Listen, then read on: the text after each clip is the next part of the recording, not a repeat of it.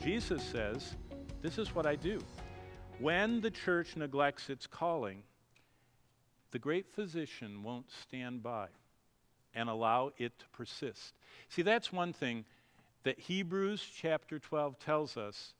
It says in verse 8, but if you are without chastening, of which all have become partakers, Hebrews 12:8, then you are illegitimate and not sons.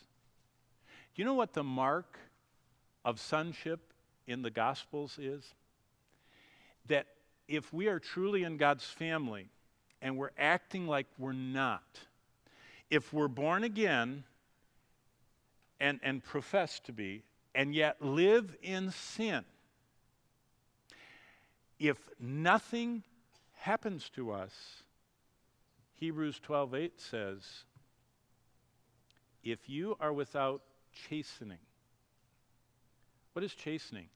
It's God's correction of a wayward believer.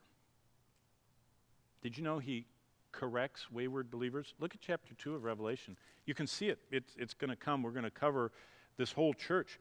But in chapter 2, it says in verse 20 of Revelation, she teaches my servants to commit sexual immorality. Verse 21, I gave her time to repent, and she didn't repent. Indeed, I will cast her into a sick bed.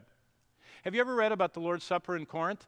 It says when you come to the Lord's Supper, if you haven't judged yourself and repented of all known sin in your life, then God said, I will chasten you.